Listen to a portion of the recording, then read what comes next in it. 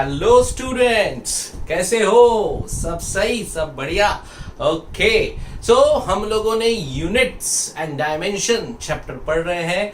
जो लोग, ये थर्ड वीडियो है मेरा इस चैप्टर का और ये पहली बार देख रहे हैं तो प्लीज पहले जाओ फ्रेस्कॉन चैनल, फ्रेस्कॉन एकेडमी का ये चैनल है, ये मेरा एकेडमी है। यहाँ पे ऑफलाइन और ऑनलाइन दोनों तरह से पढ़ाया जाता है।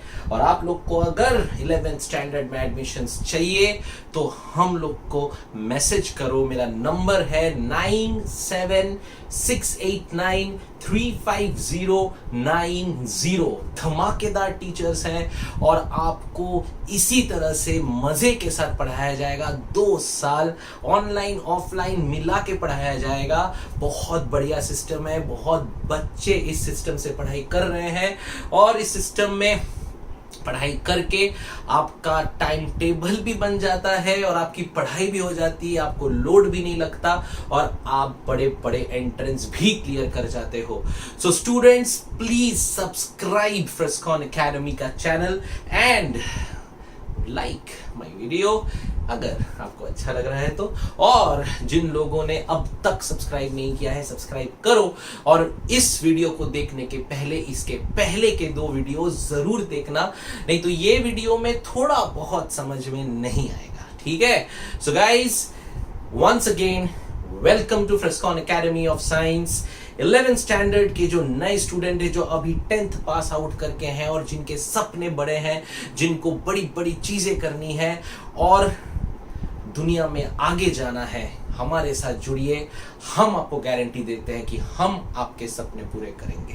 ठीक है? So guys, coming to the next chapter, to the same chapter which is units and dimension, but today I will take a new topic. बहुत बात हो चुकी यूनिट्स के बारे में, आज हम बात करेंगे दूसरे पार्ट के बारे में, विच इज डायमेंशंस। यूनिट्स में थोड़ी बहुत चीजें बाकी हैं, लेंथ कैसे निकालते हैं और वो सारी चीजें वो मैं एंड में लूंगा क्योंकि ये ज्यादा इंपॉर्टेंट है और ज्यादा एंट्रेंस बेस्ड है। ओके, सो गाइस, डायमेंशंस की आज बात करेंगे। यूनिट का आपको आइडिया आ चुका है, आपने 2 वीडियोस मेरे देख लिए हैं। आपको यूनिट क्या होता है, कैसे होता है, कहां बना ऐसा यूनिट, सबरेगा याद है कि नहीं, वो सब आपको अच्छे से दिमाग में बैठ गया है। लेंथ, मास, टाइम के स्टैंडर्ड्स हम किसे लेते हैं वो भी आपको अच्छे से याद है।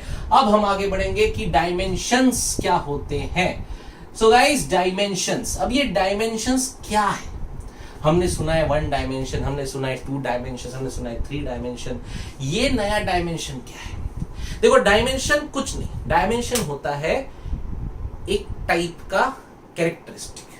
डायमेंशन होता है किसी को एक नाम देना, एक आइडेंटिफिकेशन देना। दुनिया में जितनी फिजिकल क्वांटिटीज है, मैंने बताया था आपको, याद है कि नहीं, any quantity which can be measured is called a physical quantity. और उस क्वांटिटी में 2 टाइप की चीजें पढ़ी थी, एक फंडामेंटल और एक डिराइव। तो फंडामेंटल क्वांटिटीज जो हमने पढ़ी थी, ये फंडामेंटल क्वांटिटीज जो हमने पढ़ी थी, ये फंडामेंटल और डिराइव मिला के दुनिया में जितनी क्वांटिटी है वो सारी क्वांटिटीज का कुछ तो डायमेंशन है।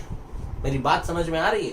तो डायमेंशन एक प्रकार का आइडेंटिफिकेशन एक फिजिकल क्वांटिटी का।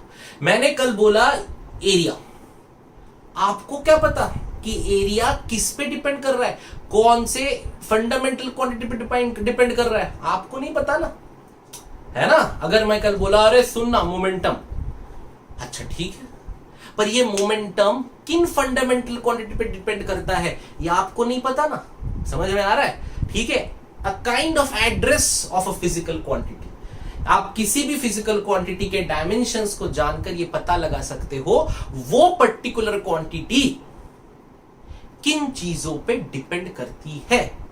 दुनिया में कितने फंडामेंटल क्वांटिटी 7 पढ़े थे हम लोगों ने, मास, लेंथ, टाइम, टेम्परेचर, फिर बताओ current, luminous intensity and mole of substance। और आखिर में पढ़ा था हमने क्या था, एंगल और एक सॉलिड एंगल। हमने बताया था ये फंडामेंटल क्वांटिटीज जिनकी फंडामेंटल यूनिट्स, ठीक है। अच्छा, बात आती है कि ये सारे जो फंडामेंटल क्वांटिटी है, मैंने बोला था इनसे दुनिया की सारी डिराइव्ड फिजिकल क्वांटिटीज है, यानी कि हर क्वांटिटी जो होती है दुनिया में वो कहीं ना कहीं इन पे डिपेंडेंट है।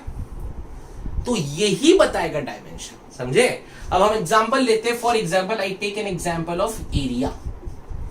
अब हाँ ठीक है, एरिया तो है बढ़िया, इसका एरिया 10 है, इसका एरिया 12 है, पर एरिया किस फंडामेंटल क्वांटिटी पे डिपेंड कर रहा, ये बताएगा उसका डायमेंशन। सो एरिया का फॉर्मूला हमको पता है, इट इज एल स्क्वायर, है कि नहीं है। तो एरिया का डायमेंशन कैसे लिखेंगे? क्या एरिया मास पे डिपेंडेंट है? नहीं। क्या एरिया लेंथ पे डिपेंडेंट है? है। क्या एरिया टाइम पे डिपेंडेंट है? नहीं। क्या एरिया टेम्परेचर पे डिपेंडेंट है? नहीं। क्या एरिया करंट पे डिपेंडेंट है? नहीं। क्या एरिया इल्यूमिनस इंटेंसिटी पे डिपेंडेंट है? नहीं। क्या एरिया मोल ऑफ सब्सटेंस पे डिपेंडेंट है? नहीं। समझे। तो अब ये इतना बड़ा तो लिखने का मतलब नहीं बनता है। तो हम मेनली जो क्वांटिटीज है वो मास, लेंथ, टाइम पे डिपेंड करते हैं। इसके लिए हम उसको m0 L2 T0, ठीक है। या आप डायरेक्टली इसको L2 भी लिख सकते हो आपका। सो अब अगर आपको किसी ने कोई अननोन क्वांटिटी दे दी, आपको पता ही नहीं उसके बारे में, एकदम नया ना सुनाया आपने, और बोला कि ये क्वांटिटी का डायमेंशन ये है, तो आपको क्या पता चल गया कि वो क्वांटिटी किस किस फंडामेंटल क्वांटिटी पे डिपेंडेंट है और कितना टाइम्स डिपेंडेंट है। मेरी बात समझ में आई? ये है डायमेंशन का मजा। 2 साल फिजिक्स है और इन 2 सालों में आप जितनी क्वांटिटी पढ़ोगे भैया, है सबका एक डायमेंशन होगा, बिकॉज बिना पते का कोई चीज हो ही नहीं सकता, समझे। हर एक क्वांटिटी का एड्रेस है कि दुनिया में हर एक क्वांटिटी इन्हीं 7 में से बना हुआ। अब पकड़ो वॉल्यूम, है ना। अब वॉल्यूम, अब बताओ वॉल्यूम का है L3, तो इसका बन जाएगा m0 L3 T0, या तो L3 डायरेक्ट। अच्छा, इसको देखकर हम यूनिट बना सकते हैं। लेंथ का ऐसे यूनिट क्या है? m, तो इसलिए मीटर स्क्वायर, इसका मीटर क्यूब, समझे, ठीक है। तो ये डायमेंशन हो गया। अब देखो, हम पकड़ते हैं, थोड़ा फिजिक्स में घुसते हैं, हम पकड़ते हैं वेलोसिटी। अच्छा, वेलोसिटी का फॉर्मूला क्या होता है बताओ? डिस्टेंस अपॉन टाइम, ठीक है। मतलब वेलोसिटी किस पे डिपेंड कर रहा है बोलो? डिस्टेंस और टाइम पे। तो इसका एड्रेस, क्या ये मास पे डिपेंड कर रहा है? नहीं। क्या ये लेंथ पे डिपेंड कर रहा है? हाँ, बिकॉज डिस्टेंस इज लेंथ, तो ये हो गया 1। क्या ये टाइम पे डिपेंड कर रहा है? कर रहा है, लेकिन इनवर्सली 1/t - 1। समझे कैसे लिखता है? So what is the dimensions of velocity? m0 L1 t - 1। अगर आपको किसी ने ये हटा दिया और बोला सुनना वेलोसिटी का डायमेंशन ये है, आपको क्या समझ में आ गया? आपको ये आ गया कि वेलोसिटी जो है वो लेंथ और टाइम पे डिपेंड कर रही है, directly proportional to length and inversely proportional to time. एकदम क्लियर, ये है डायमेंशन का पावर। समझ में आ रहा है? तो ऐसे हम हर एक का कर सकते हैं। अब इसका बताओ, इसका यूनिट क्या बन जाएगा? लेंथ मतलब हो गया मीटर, टाइम मतलब हो गया सेकंड -1, तो मीटर पर सेकंड, समझे। अच्छा, अब ऐसे ही ले लो, ये वेलोसिटी हुआ, तो अब ले लेते हैं acceleration. What is acceleration? Velocity upon time. Now velocity आप निकाल चुके, ये है वेलोसिटी, तो I can write m0 L1 t - 1 divide by t। ये t ऊपर जाएगा तो मेरा आंसर आएगा m0 L1 t - 1 t - 1 -1 will become -2, so it will become m0 L1 t - 2। समझे? इसका यूनिट लिखना है, चलो ठीक है, तो मीटर सेकंड का -2। इजी, समझ में आ रहा है? इतना आसान है डायमेंशंस निकालना। आपको कोई भी क्वांटिटी दे देगा, आपको अगर फॉर्मूला पता है आप डायमेंशन निकाल सकते हो, डायमेंशन पता है फॉर्मूला निकाल सकते हो, यूनिट पता है डायमेंशन फॉर्मूला दोनों निकाल सकते हो। समझ में आ रहा है? ठीक है। तो ये एक्सेलरेशन का निकाल लिया हम लोगों ने। अच्छा, अभी निकालते हैं फोर्स। फोर्स का देखो, ट्राई करो। मैं वेट कर रहा हूं। चलो चलो चलो चलो फटाफट, चलो हो जाएगा। अरे क्या हुआ, पहली बार है तो मेहनत तो करो, ज्यादा से ज्यादा क्या होगा, रॉन्ग होगा, होगा होने दो। अरे गलती नहीं किए तो क्या किए, समझे, करो गलती, हम तो कहते हैं, ठीक है। चलिए चलिए फोर्स का बनाइए, खुद बनाइए, खुद बनाइए, बनाइए, हम दे रहे हैं आपको 10 सेकंड, लीजिए, बना लिए, हो गया। क्या आया देखो, बड़ा आसान, फोर्स का फॉर्मूला सबको पता है बचपन से, m इंटू ए। हमें इसका डायमेंशन पूछा है तो मास का 1 आ गया, अब तक 0 था, ये 1 आ गया क्योंकि फोर्स मास पे डिपेंड करता है। मास 1, अभी एक्सेलरेशन ऑलरेडी निकाल लिया, बोलो क्या है, m0 L1 t minus 2, 1 plus 0 क्या हो जाएगा, 1 हो जाएगा। सो m1 L1 t minus 2 metre, sorry mass का एक आया kg मीटर सेकेंड माइनस 2, और इस पूरे चीज को लेके हमने बनाया न्यूटन, समझे। तो व्हाट इज न्यूटन है, न्यूटन क्या है, एसआई यूनिट है, और एसआई यूनिट न्यूटन को बोला जाए खोल के तो केजी मीटर पर सेकेंड स्क्वायर। और ये कैसे बना समझ में आया, तो आपको बोलेंगे फोर्स का डायमेंशन निकालो, इतना आसान है, ठीक है। अच्छा कुछ और क्वांटिटीज देखें, अब तो समझ में आ रहा होगा, बड़ा मजा आ रहा होगा क्योंकि आपसे बन रहा होगा, ठीक है। अच्छा अब देखो, हमने बहुत दिन से पढ़ा हुआ है मोमेंटम, बनाओगे खुद, चलिए ट्राई कीजिए, मोमेंटम फटाक से ट्राई कर लीजिए, ठीक है। तो मास इंटू वेलोसिटी, हम रुके हैं 10 सेकेंड, हो गया, ठीक है। सो मास मतलब m1, वेलोसिटी का मतलब कितना हुआ, हमने पहले निकाले हुए हैं, वेलोसिटी इज, याद करो, velocity is m0 L1 t minus 1। तो आपका आंसर क्या आ गया, आपका आंसर आ गया m1 L1 t माइनस 1। देखो हर बार ना ये जीरो वाला लिखना जरूरी नहीं है, फिजिक्स में आपको फटाफट चीजें करनी होती है, तो आपको हर बार ये लिखने की जरूरत नहीं है। आप जीरो अगर आपके दिमाग में बैठ जाए, आप जब प्रो हो जाओगे डायमेंशन निकालने में, तो आप ये जीरो वाले टर्म्स निकाल दो, आप directly m1 L1 t minus 1 भी लिख सकते हो, गलत नहीं।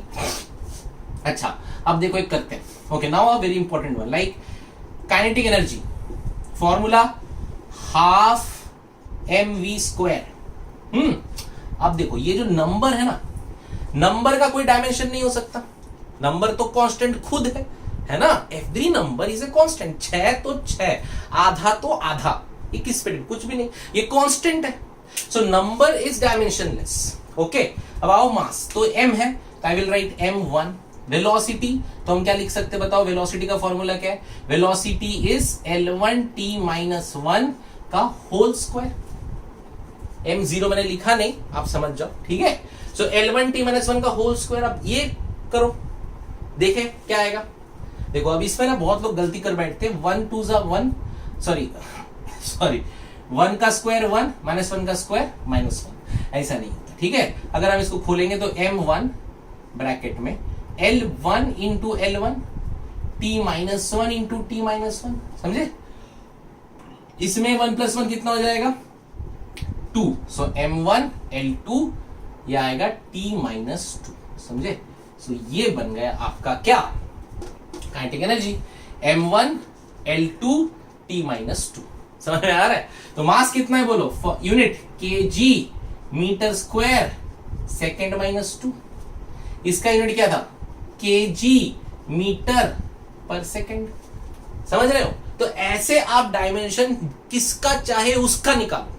आपको किसने बोला, इंपल्स, हमने फॉर्मूला पढ़ा था, फोर्स इंटू टाइम। फोर्स का आपको याद है क्या, बताइए। Force is mass into acceleration, that means m1 L1 t minus 2 into time, बराबर। सो माइनस 2 प्लस 1 कितना हुआ, माइनस 1, सो m1 L1 t माइनस 1, समझे। So force was m1 L1 t minus 2, time is t1, तो ये कर दिया हम लोगों ने, तो m1 L1 t minus 2 plus 1 minus 1, समझे। तो ये बन गया आपका kg मीटर पर सेकेंड, ये और ये सेम, ठीक है, समझे। तो dimensionally momentum and impulse are same, which means momentum and impulse depends on the same fundamental quantities, ठीक है। तो ये इस तरह से डायमेंशन निकाला जाता है। आप कोई भी क्वांटिटी ले लो, ठीक है, आप कोई भी क्वांटिटी ले लो, आप उसका डायमेंशन निकालना सीखिए, फटाफट उसका डायमेंशन निकालिए। अगले लेक्चर में हम और थोड़े से कॉम्प्लेक्स क्वांटिटीज के डायमेंशंस निकालेंगे और हम डायमेंशनल एनालिसिस पढ़ेंगे कि किस तरह से डायमेंशन को यूज करके आप बड़े बड़े फॉर्मूले बना सकते हो। ऐसे समझ में आ रहा है? तो अब तक हमने 3 लेक्चर पढ़ाए हैं। अगर आपको बढ़िया समझ में आया है, सब समझ में आया है, तो please subscribe the channel and मेरे साथ फिजिक्स आगे तक एंड तक पढ़ते रहना। धीरे धीरे हौले हौले अरे हो जाएगा फिजिक्स, ठीक है? चलो बाय बाय।